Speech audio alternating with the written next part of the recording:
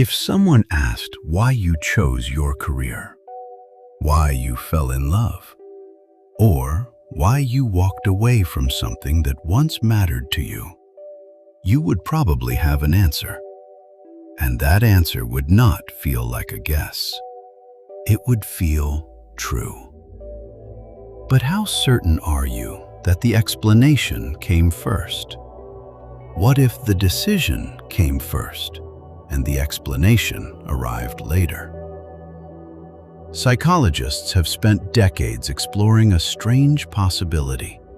Some of the reasons we confidently give for our choices may not be the forces that shaped those choices in the first place. Not because we're dishonest, because the mind can influence behavior long before it explains what it has done.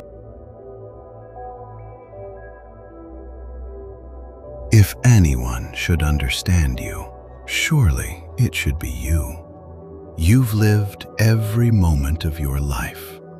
You remember the people who stayed, the people who left, the successes, the disappointments, the decisions that changed everything. From the inside, your explanation of your own life doesn't feel like one interpretation. It feels like reality. And that confidence is useful. But occasionally, life asks a more difficult question. Why did you really make that decision? Ask someone why they chose their profession, and an explanation usually appears immediately. Purpose, freedom, family, ambition. Ask why they stayed too long in a relationship. Hope, love, fear of letting go. Why that house, that city, that friend? Again, the answer comes. And perhaps every explanation contains something true. The problem is not that our stories are false. The problem is that they may be incomplete.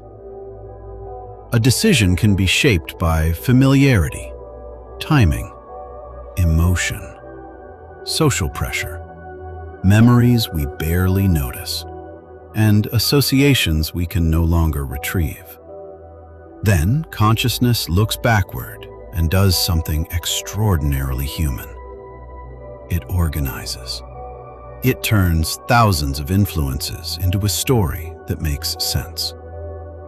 That story helps us understand who we are, but coherence is not the same thing as completeness, and that distinction is where the introspection illusion begins. Imagine choosing a car because it feels reliable, comfortable, practical. All true. But perhaps your father drove one. Perhaps a neighbor you admired owned one. Perhaps the shape simply felt familiar. Or think of a song that moves you. You can describe the melody and lyrics, but maybe it entered your life during a season that quietly changed what it meant. The conscious mind can report what reaches awareness.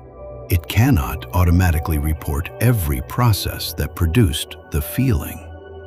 Psychologists call this the introspection illusion, our tendency to overestimate how directly reflection reveals the true causes of our thoughts, feelings, and decisions. Reflection is valuable. It just isn't a security camera pointed at the machinery of the mind. We often know what we believe. Knowing exactly why we came to believe it is harder. There is a simple way to fill the gap. Take a decision you feel certain about. Why did you choose your current phone? Why do you trust one coworker more than another? Why did one opportunity excite you while another left you cold? Write down the reason that comes first. Then, don't stop there. Ask, what else was happening? Who had influenced me? What was I afraid of? What felt familiar? What information did I never seriously consider?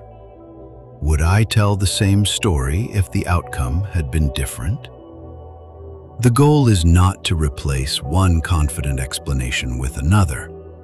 It is to notice how quickly certainty expands beyond the evidence we actually have. Sometimes the most accurate answer to "Why did I do that?" is not a polished story. It is, "I know part of the reason." Open a journal you wrote 10 years ago, and something remarkable happens. You recognize the handwriting, the memories, the certainty.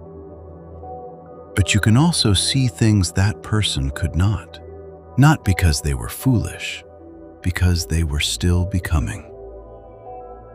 Now imagine yourself 10 years from today, reading what you believe about yourself right now. What will seem incomplete? What motive will look more complicated? What certainty will soften?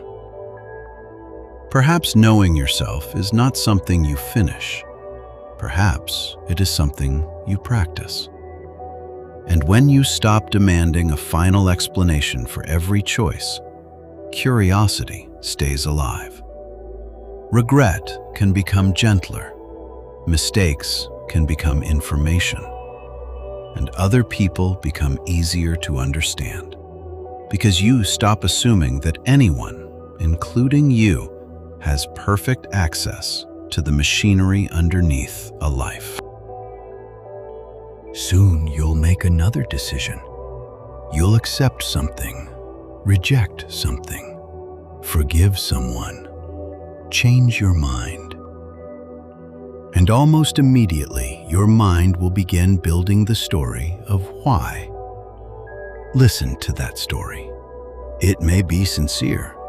It may be mostly true. Just leave room for one possibility. There may be more to it than you can see today. The remarkable thing is not that we fail to know ourselves completely. It's that we can keep discovering ourselves.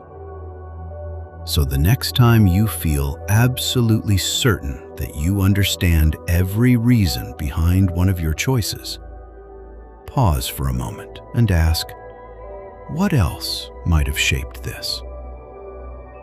Maybe wisdom isn't finally understanding yourself. Maybe it's never losing the curiosity to keep looking.